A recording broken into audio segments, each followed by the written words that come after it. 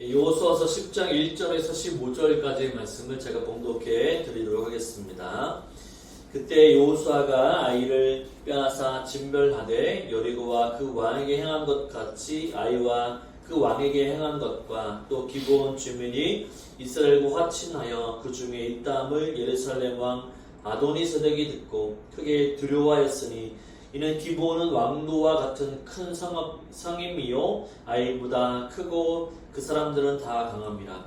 예루살렘 왕 아도니세덱이 헤브론 왕 호암과 야라뭇 왕 비람과 라기스 왕 야비야와 에글론 왕 드빌에게 보내어 이르되 내게로 올라와 나를 도우라. 우리가 기브온을 치자. 이는 기브온이 여호수아와 이스라엘 자손과 더불어 화친하였음이니라 하며 아모리 족속의 5 왕들 곧 예루살렘 왕과 헤브론 왕과 야라뭇 왕과 라기스 왕과 에글론 왕이 함께 모여 자기들의 모든 군대를 거느리고 올라와 기브온에 대진하고 싸우니라. 기브온 사람들이 길갈 진영에 사람을 보내어 여호수아에게 전하되 당신의 종들을 돕기를 더디하게 마시고 속히 우리에게 올라와 우리를 구하소서.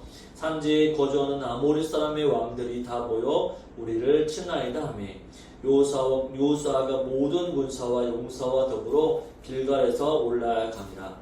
그때 여호와께서 여호수아에게 이르시되 그들을 두려워하지 말라. 내가 그들을 내 손에 넘겨주었으니 그들 중에서 한 사람도 너를 장할 자 없으리라 하신지라.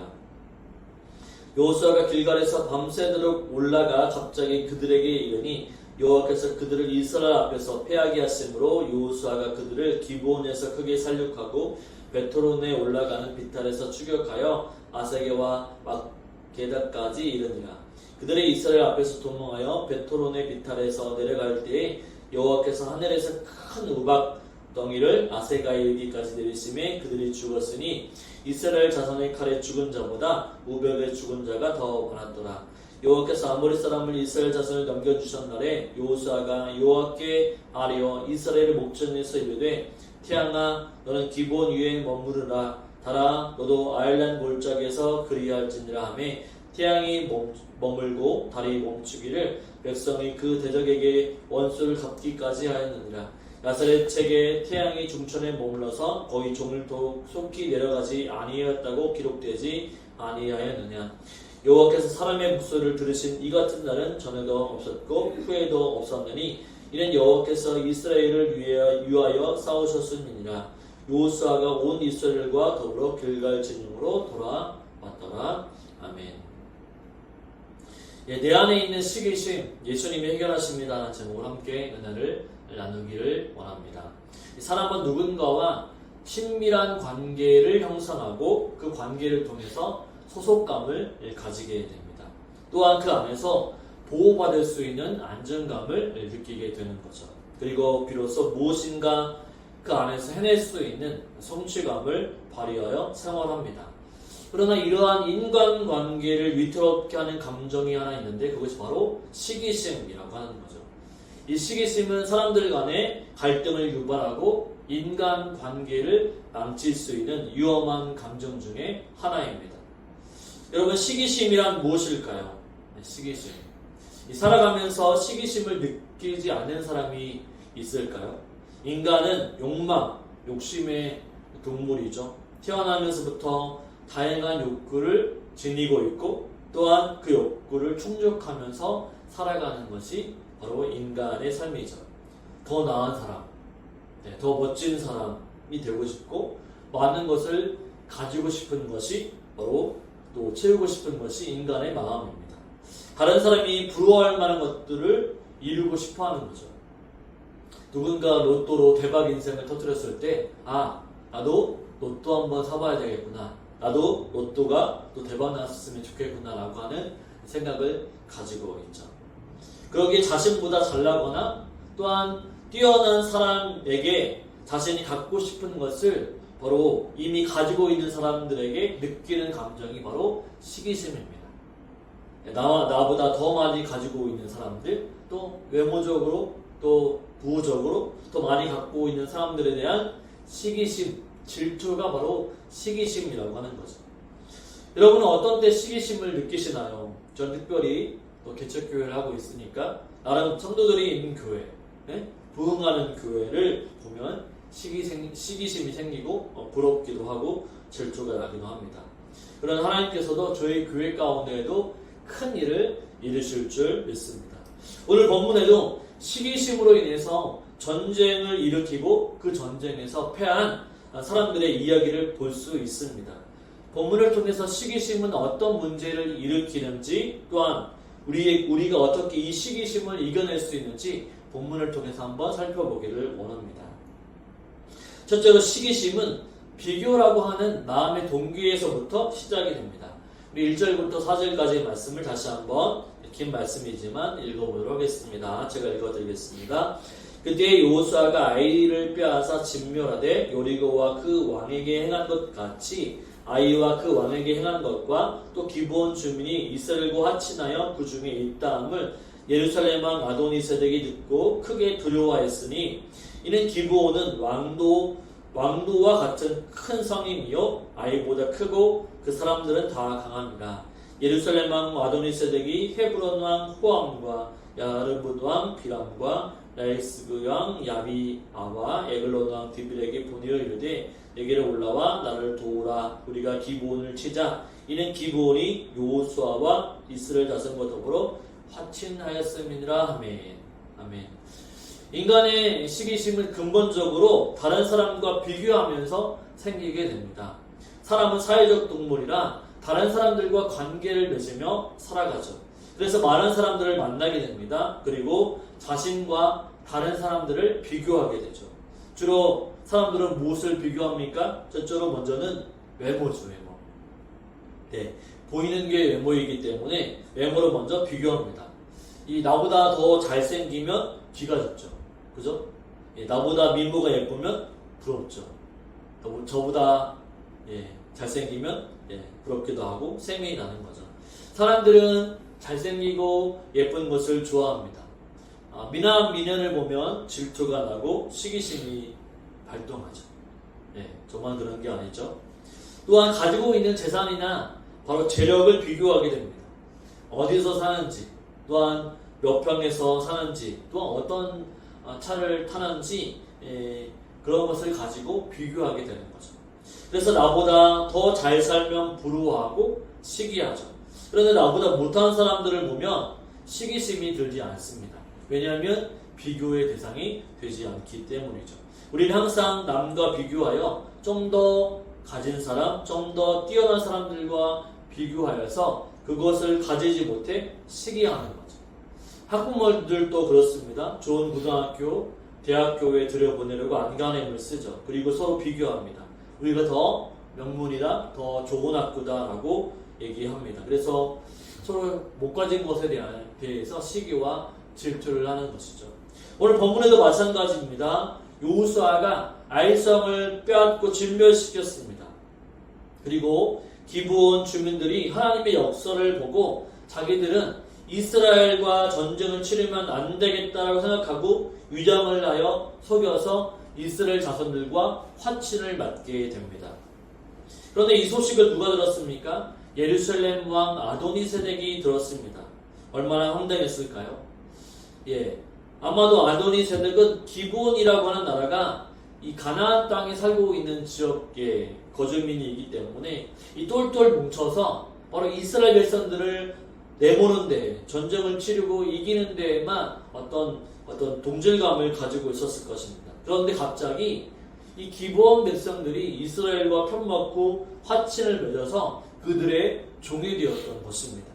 2절에 보면 2절에서도 아도니세덱이 이 소식을 듣고 크게 두려워하였다라고 성경은 말씀하고 있습니다. 왜냐하면 기브온은 작은 성이 아니라 왕도와 같은 큰 성이었고 사람도 많았고 그런 막강한 민족이었는데도 불구하고 이스라엘에 항복하고 종이 되었다라고 하는 거죠. 자기들보다 훨씬 큰 성과 사람들을 가진 기브온이 그렇게 했다고 하니까 마음 가운데 배신감이 찾아오게 되고 시기심이 일으키게 된다는 것이죠. 그래서 예루살렘 아도니세덱은 더 큰 세력을 만들어서 기브온과 전쟁을 치르려고 했던 것입니다. 오히려 잘 보십시오. 여러분, 아도니세덱이 바로 이스라엘이 적군인데 이스라엘을 치려고 하는 것이 아니라 기브온과 전쟁을 하라고 하였다라고 하는 거죠. 그 이유가 무엇입니까? 4절에 나와 있는데 내게로 올라와 나를 도우라. 우리가 기브온을 치자. 이는 기브온이 여호수아와 이스라엘 자손과 더불어 화친하였음이니라 하며. 무엇 때문이죠? 왜 이스라엘과 전쟁하지 아니하고 기브온이라고 하는 나라와 전쟁을 하는 이유는 바로 그들이 이스라엘과 편을 먹었기 때문이죠. 괘씸하다라고 하는 거죠. 시기심이 발동했다라고 하는 것입니다. 그렇습니다. 아도니세덱이 기브온을 치려고 한 이유는 바로 이스라엘과 화친을 맺었기 때문입니다. 여러분 생각해 보십시오. 이들의 적군은 기브온이 아닙니다. 이스라엘이죠. 그런데 누구와 싸우려고 했냐면 바로 그죠? 기브온 족속과 싸우려고 했다는 것이죠. 여러분 시기심은 나보다 더 나은 사람, 나보다 더 못한 사람에게 생기는 것이 아닙니다. 보통 그런 것은 부러움이라고 하죠. 하지만 시기심이 커질 때가 언제 커집니까? 바로 나와 비슷한 환경에 있는 사람이 갑자기 잘 되게 되었을 때, 부러워할 만한 것들을 가졌을 때 생기는 것이 바로 시기심이죠. 그때 시기심이 폭발하는 것입니다. 이런 거죠. 같은 아파트에 살았는데 갑자기 누가 로또에 당첨이 돼서 큰 평수로 이사하게 되고 또 누군가는 강남으로 이사를 하게 된다. 그럴 때 우리는 엄청난 시기심이 발동을 하게 됩니다. 학생들은 이렇죠. 나보다 공부를 못하는 학생이 어느 순간에 공부를 잘하게 돼. 그러면 나보다 못했었는데 잘했다라고 하는 시기심이 발동을 하게 됩니다. 그래서 시기심이 내 안에 계속 쌓이게 되면 어떻게 됩니까? 그때 폭발하게 되어버리는 거죠. 그 폭발물의 결과물이 바로 전쟁이다, 곧 싸움이다 라고 말하는 것입니다. 둘째로 시기심은요, 시기심의 끝은 싸움이다 라고 하는 거죠. 5절을 한번 읽어보겠습니다. 5절. 아모리 족속의 다섯 왕들 곧 예루살렘 왕과 헤브론 왕과 야르뭇 왕과 라기스 왕과 에글론 왕이 함께 모여 자기들의 모든 군대를 거느리고 올라와 기브온에 대진하고 싸우니라. 아멘. 여러분 많은 사람들은 대부분 마음에 시기심을 가지고 있습니다. 저도 여러분도 질투와 시기심을 가지고 있죠. 대부분의 사람들은 이 시기심이 마음속에 있지만 그러나 밖으로 드러내지 않습니다. 마음은 그렇지만 밖으로 행동으로 표출하지 않습니다. 그러나 시기심이 내 마음 가운데 가득하게 되면 어떻게 됩니까? 그 사람에 대한 증오와 미움이 폭발을 하게 됩니다. 그래서 싸움이 일어나게 되는 거죠. 부부싸움도 그렇지 않습니까? 부부싸움이라고 하는 것이 시기심에서 생기는 것이 아니겠지만 처음부터 한 가지만 가지고 잘못한 것 가지고 싸우지는 않습니다. 차곡차곡 마음속에 하나하나씩 싸우게 되고 어떤 사건으로 인해서 크게 터지는 것이죠. 그래서 싸움이 일어나는 것입니다. 여러분 우리 마음 가운데 나오는 시기심은 결국에는 바로 싸우게 되는 것이고 사람을 죽게 만드는 것이죠. 그만큼 마음의 문제를 해결하지 못하면 오히려 어렵게 만들고 마음에서 지옥을 경험하게 될 수도 있다라고 하는 거죠. 인간의 시기심에서 발생하는 싸움은 결국에는 실패로 돌아가게 되고 또한 승리할 수 없다라고 하는 것입니다. 왜냐하면 그 마음의 동기가 잘못된 것이었기 때문이죠. 아도니아가 결국 아모리 왕 다섯 왕들과 함께 기브온 민족을 치려고 함께 합니다. 기브온은 큰 어려움을 겪게 되죠. 그러나 이미 그들에게는 이스라엘이라고 하는 바로 도움의 대상이 있었습니다. 도와주고 책임져 줄 나라가 있었던 거죠. 기브온이 혼자서 싸워 이길 수 없는 상황이었습니다. 그래서 자신의 주인인 이스라엘에게 도움을 요청하죠. 여호수아는 이 소식을 듣고 모든 군대를 총동원하여 출동을 하게 됩니다. 우리 8절부터 10절까지 말씀을 한번 읽어보도록 하겠습니다. 그때 여호와께서 여호수아에게 이르시되 그들을 두려워하지 말라. 내가 그들을 내 손에 넘겨주었으니 그들 중에서 한 사람도 너를 당할 자가 없으리라 하신지라. 여호수아가 길갈에서 밤새도록 올라가 갑자기 그들에게 이르니 여호와께서 그들을 이스라엘 앞에서 패하게 하심으로 여호수아가 그들을 기브온에서 크게 살육하고 베트론에 올라가는 비탈에서 추격하여 아세게와 막게다까지 이르니라. 아멘. 여러분 8절에 그때라고 하는 단어를 집중해 보십시오. 하나님이 직접 여호수아에게 나타나셔서 말씀해 주십니다. 지금 이스라엘이 전쟁의 위기에 처해 있는 상황이 아니라 기브온을 도우러 간 것이죠. 그런데 하나님이 나타나셔서 도우시겠다라고 말씀하시는 것입니다. 이스라엘이 전쟁을 하고 있으면 하나님이 나타나는 것은 당연한 일이죠. 왜냐하면 이스라엘의 주인이 바로 하나님이시기 때문이죠. 그런데 지금 기브온이 전쟁을 치르고 있는데 하나님이 나타나셔서 도와주시겠다라고 말씀하십니다. 하나님이 기브온이라고 하는 민족을 도우시는 이유는 무엇일까요?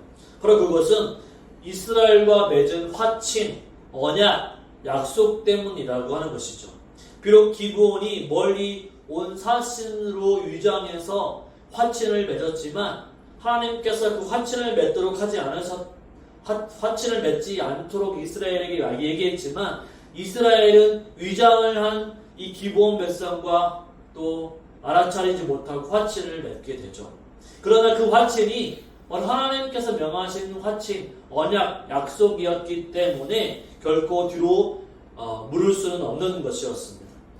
그래서 하나님께서는 이제 이스라엘과 맺은 그 언약 때문에 기브온을 살리시려고 하나님이 직접 나타나시고 도우셨다라고 하는 거죠. 그렇습니다. 하나님은 기브온이라고 하는 이방 민족들도 하나님의 약속으로 그분의 자녀가 되게 하시고 그들을 지키시고 보호해 주시는 하나님이시라는 사실입니다. 하나님은 지금도 우리들에게 유대인들뿐만 아니라 이스라엘뿐만 아니라 지금 우리들에게도 예수 믿는 우리들에게도 하나님은 우리를 지키시고 보호해 주시는 분이시라는 사실입니다. 하나님은 지금 우리들에게도 이 세상의 시기심과 질투로부터 우리를 보호하시고 지키시며 승리하시는 분이심을 믿으시기를 바랍니다. 하나님은 우리를 그냥 내버려 두지 아니하시는 분이시죠. 그러면 이 시기심을 어떻게 우리가 해결할 수 있을까요? 셋째로 예수님은 시기심을 사랑으로 바꾸어 주십니다. 예수님은 인간의 시기심을 어떻게 바꾸어 주실까요? 또한 해결해 주실까요? 예수님이 공생의 사역을 시작하시면서 주변의 많은 사람들에게 시기와 질투를 많이 받으셨습니다. 특별히 종교 지도자들에게는 많은 핍박과 고난을 받으셨죠. 유대인들에게는 많은 무시와 비방을 받았습니다. 종교 지도자들은 예수님을 시기하여 십자가라고 하는 형벌을 받게 하셨죠. 이 마태복음 27장 18절을 보게 되면 빌라도가 이런 말을 합니다. 이는 그가 그들의 시기로 예수를 넘겨준 줄 압니다. 이 빌라도라고 하는 사람도 이방인의 사람들, 유대인들이 예수님을 시기하여서 예수님을 십자가에 넘겨준 줄로 알았다라고 하는 거죠. 종교 지도자들은 왜 예수님을 시기했을까요? 자신들의 기득권을 예수님이 빼앗았다라고 생각했기 때문입니다. 바로 예수님이 오시기 전에는 이 종교 지도자들, 유대인들, 대제사장들, 바리새인들이 제일 선하고 제일 정의로운 사람이라고 하나님께 높임을 받은 사람이라고 칭송을 받으면서 사람들에게 존경과 칭찬을 받았기 때문입니다. 그런데 예수님이 오시면서 사람들이 예수님을 따르고 자신이 하나님의 아들이라고 하면서 사람들의 시선과 관심을 받게 되니까 바로 종교 지도자들은 예수님을 시기하고 질투하였던 거죠. 그런데 보십시오. 종교 지도자들이 시기심이 폭발하니까 어떻게 됩니까? 마음에 내려 있었던 시기심이 바로 폭발하니까 어떻게 됩니까? 예수님을 십자가에 잡아 죽이는 데까지 나아간다라고 하는 거죠. 시기심의 끝은 결국에는 싸움이고 사람을 죽게 만드는 것입니다. 인간은 시기심을 해결하지 못하면 결국에는 사람을 죽이고 파멸시키는 데까지 나아가게 된다고 하는 거죠. 사람은 바로 무서운 존재인 것이죠. 그래서 우리는 날마다 예수님이 필요한 존재입니다. 예수님만이 이 시기심을 해결할 수 있는 분이시죠. 오직 예수님만이 나의 시기심을 바꾸어 주실 수 있는 분이십니다. 그러면 예수님은 어떻게 이 시기심을 해결을 하셨습니까? 예수님은 시기심을 사랑으로 해결해 주셨죠. 여러분 고린도전서 13장은 무슨 장이라고 하나요? 일명 속히 사랑에 대해서 나와서 사랑장이라고 합니다. 이 고린도전서 13장 4절을 보게 되면 이렇게 얘기하죠. 사랑은 오래 참고 사랑은 온유하며 또한 시기하지 아니하며 자랑하지 아니하며 교만하지 아니하며 라고 되어 있는데 여기에 사랑은 시기하지 않는다라고 하는 거죠. 분명 우리가 시기해서 다루고 있지만 이 사랑이라고 하는 것 예수님이 말씀하시는 사랑 그 사랑이 시기심을 덮을 수 있다라고 성경은 얘기하고 있습니다. 여러분 시기는 오직 사랑으로만 해결될 수 있습니다. 그래서 예수님은 사랑으로 십자가에서 자신을 죄 가운데 내어주심으로 인해 우리를 구원해 주신 거죠. 바로 종교 지도자들, 대제사장들, 유대인들, 바리새인들, 서기관들 뿐만 아니라 온 인류를 위해서 바로 그 죄를 위해 예수님은 십자가에서 우리를 사랑하여 대신 죽으셨던 것입니다. 오히려 그들을 불쌍히 여기면서 그들이 회개하고 돌아올 수 있도록 은혜를 베풀어 주셨던 거죠. 그들을 사랑해서 십자가에서 자신을 내어주셨던 것입니다. 시기심은 질투가 아니고 다른 사람을 죽이는 것이 아닙니다. 바로 시기심을 극복할 수 있는 것은 그들을 사랑하고 자기의 것을 내어주는 것까지 사랑할 수 있는 사랑으로만 덮을 수 있다고 하는 거죠. 종교 지도자는 시기하여 예수님을 핍박하고 십자가에서 내어 죽게 만들었지만 예수님은 그들을 십자가에서 용서하시고 사랑하시며 그들을 위해 구원을 베풀어 주셨습니다. 여러분 우리들도 누군가를 바라볼 때 마음에 시기심이 든다면 내가 지금 당장 시기하는 사람이 있다면 그 마음을 바꾸어 보시기 바랍니다. 내 마음의 의지대로 바꿀 수가 없습니다. 내가 시기하지 말아야지 하고 마음 먹는다라고 바뀌어지지 않습니다. 그러면 어떻게 해야 될까요? 바로 예수님이 가지셨던 사랑, 죄인을 죽기까지 사랑하시는 그 사랑, 바로 그 사랑으로 시기하는 마음을 사랑하는 마음으로 바꾸게 될 때에 바로 우리는 변화될 수 있는 거죠. 누구든지 예수 그리스도를 받아들이고 예수의 사랑을 아는 자라면 내가 남을 시기하는 마음이 아니라 부러워하여 질투하고 미워하는 마음이 아니라 이해하고 품어주고 사랑하는 마음이 우리 마음 가운데 가득하게 될 것입니다. 왜냐하면 우리가 예수님 안에서 먼저 용납받고 사랑받고 또 그렇게 또 용서받은 존재이기 때문이죠. 여러분 우리가 예수님으로부터 제일 큰 사랑을 받았습니다. 예수님이라고 하는 가장 큰 선물도 받았습니다. 이 세상과 비교할 수 없는 가장 존귀할 수 있는 분, 존귀하신 예수님을 우리는 받았습니다. 그러므로 남들과 비교하여 시기하지 말고 시기가 가득하여 싸우지 말고 오직 예수님의 사랑으로 사랑을 베풀고 나눌 수 있는 저와 여러분의 삶이 되시기를 주님의 이름으로 축원을 드립니다. 아멘.